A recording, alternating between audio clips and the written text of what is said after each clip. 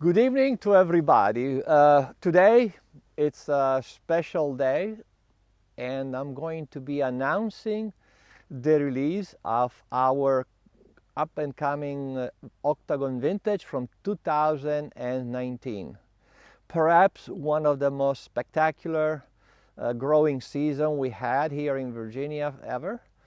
So easy, let's say easier for the grape growers for sure. There was very, very good weather all the way through the season. We picked at ideal times.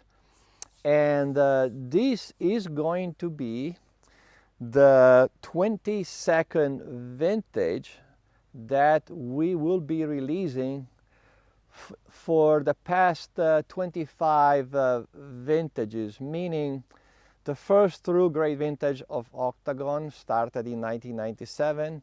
We have just finished 2022 vintage, and we will have an Octagon in 2021 and 22. That makes 25 years. Taking 3 away are 22 out of 25. I would say is a very good average.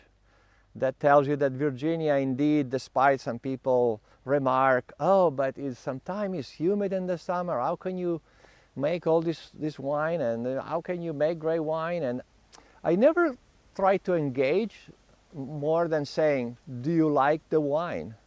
Question. And of course people like it. It's up to us farmers to figure out how to deal with the weather. And I say multiple times, our weather here is very similar to the weather where I come from in northwest Italy, or per se in Tuscany. It's a continental weather, similar to Bordeaux.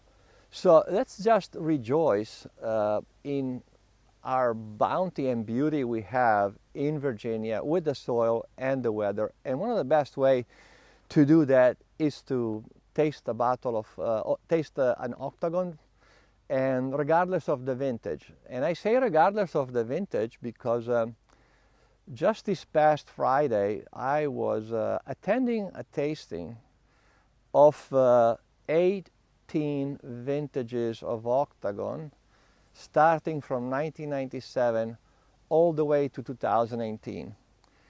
This was possible because I received an invitation from a longtime friend and somebody that very early on in the late 2000s discovered Octagon and understood that it was a great wine, but not only. By being a wine lover that understands wine and understands the intrinsic capability of a wine to age, he made a point to buy a case every year, 12 bottles, and then keep 3 always behind, never touch them again, until most recently he thought of doing a beautiful lineup of 18 vintages.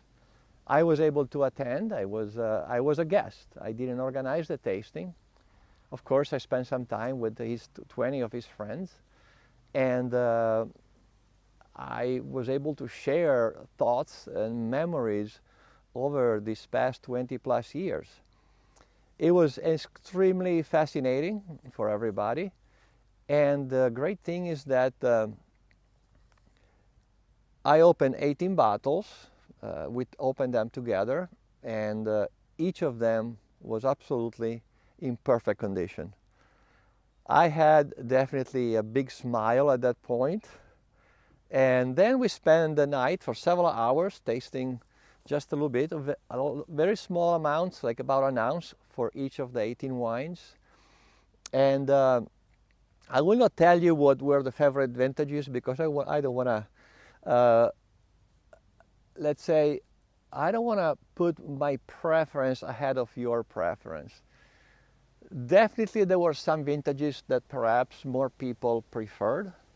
But also there were other vintages that perhaps a fewer number of the people preferred. And you know, you heard me saying it before, I prefer wines from cooler growing season. They're a little bit higher in acidity, a little bit more astringent. Some people liked wines from warmer season like 2001 and 1998. A little higher alcohol content, a bit more softness, richness, depth. Yet I admire those vintages as well. So there was a group that prefer certain style of wines, another group that prefer other style of wine. And I think we will in the future do a similar thing, similar tasting here at the vineyards. I don't know yet when, but it's going to be coming next year, where we will add, of course, also 2019 vintage. So, but today we're talking about Octagon 19, and I'm going to tell you a little bit about the blend itself, and a little bit of about the growing season. The blend of this vintage is composed on a fairly high percentage of Merlot at 62%, Cabernet Franc at 34%, and Petit Verdot at 4%. Historically, Octagon has always been dominant in Merlot.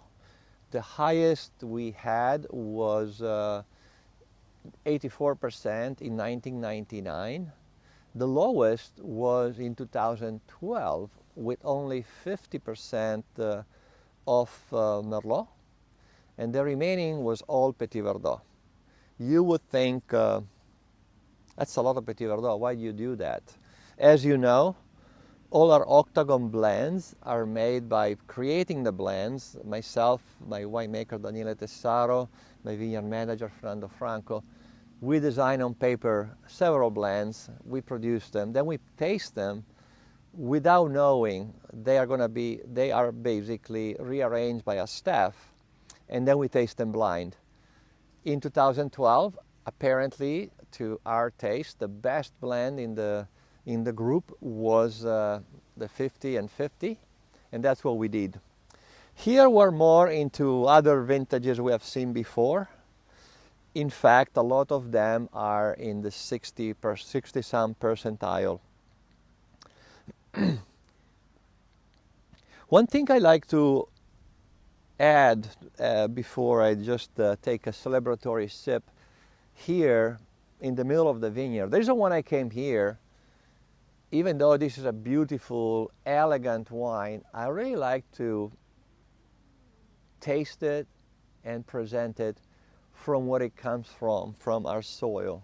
So that's why I chose to come outside. Also, it's a beautiful day, nice fall days, leaves are changing.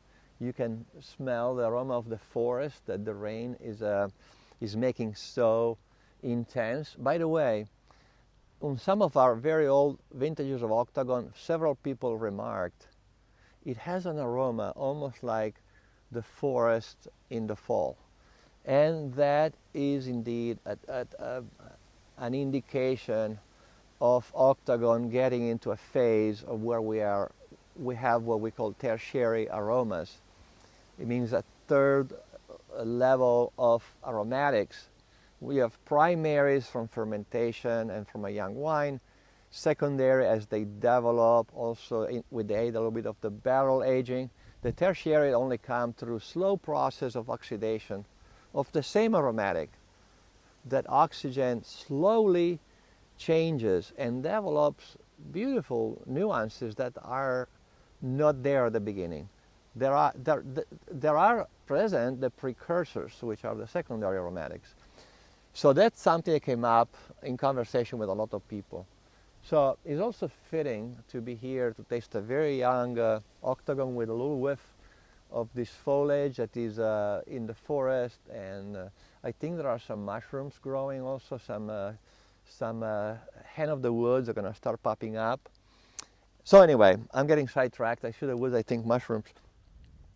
And I also want to talk a little bit about how to drink Octagon, how to drink a great bottle of red wine.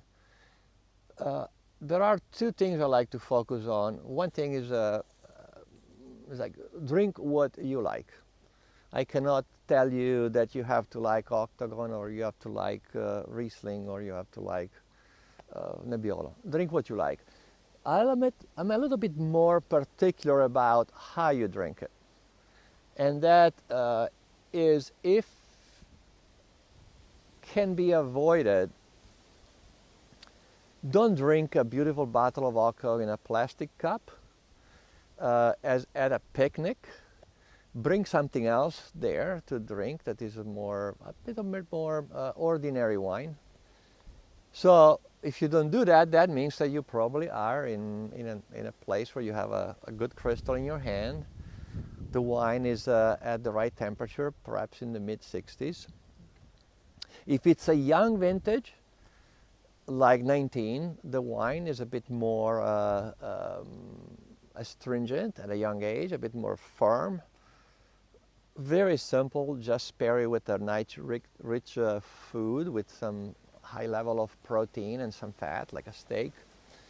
An older vintage, give it a little time, let it breathe in the glass, get some air, allowing the wine to become more beautiful. And also, I see sometimes people say, I like just to sit in front of a fireplace and just have a glass of Octagon.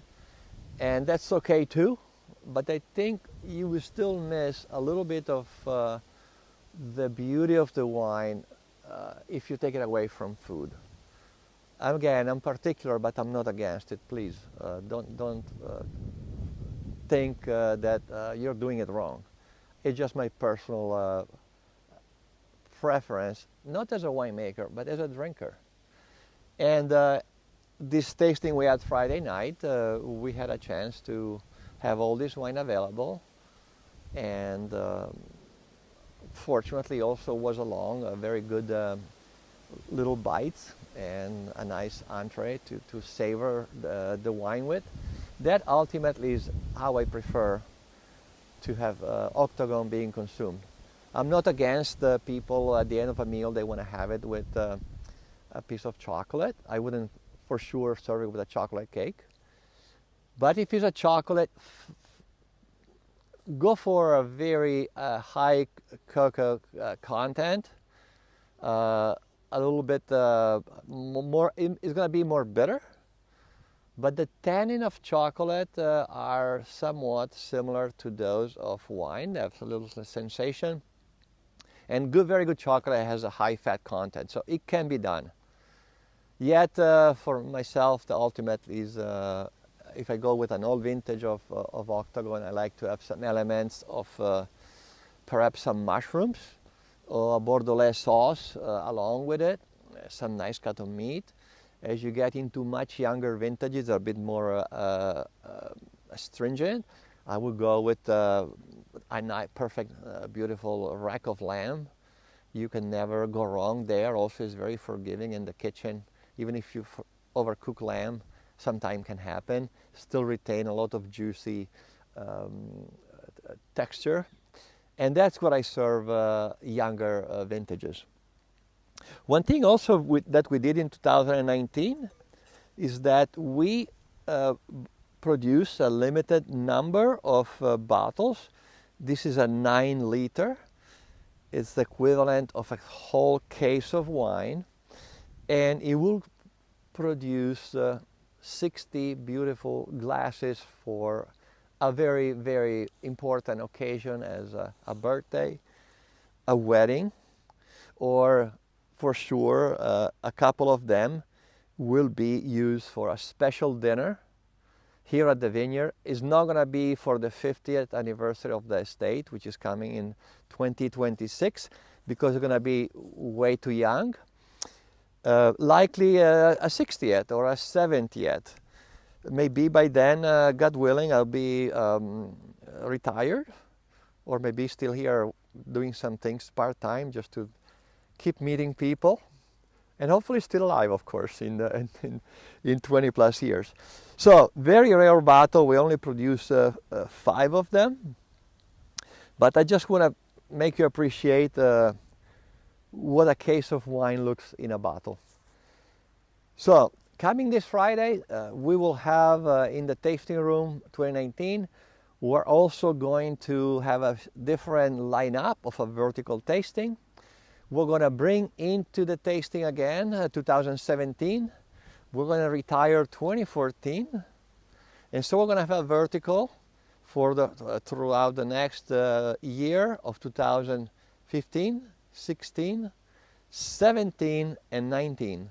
18 is going to be retired, which is something we do typically when a new vintage comes in. We will see 18 again probably next summer or next fall. Good news, we're not going to run out of the wine. The reason we're not is because before we completely sell out any vintage, we make a point to put aside several thousand bottles. We do it for our knowledge. It's our bank, it's our library, but we do it especially for you. So you're able to come visit in the next year to come and savor many, many vintages of one of the most beautiful wine produced in America. And I have to say it was the first beautiful wine produced in Virginia in 1997. I tasted it Friday night, and 1997, the last time I consumed it was 5 years ago. It was the only vintage I was slightly hesitant, not knowing what I would find. It is the first one I tasted, and the guest was looking at me, and then he said, "I have never seen you with such a beautiful smile after tasting that 1997 vintage." He was right. It was definitely a very memorable experience, something that brought back also the years, the late 90s, and that vintage is the vintage when my son was born. And I recall we picked Cabernet Franc, which was then part of the blend, a day before our son was born. And so, very memorable. I will see you next week, and thank you so much for watching. I'm going to have a sip of Octagon.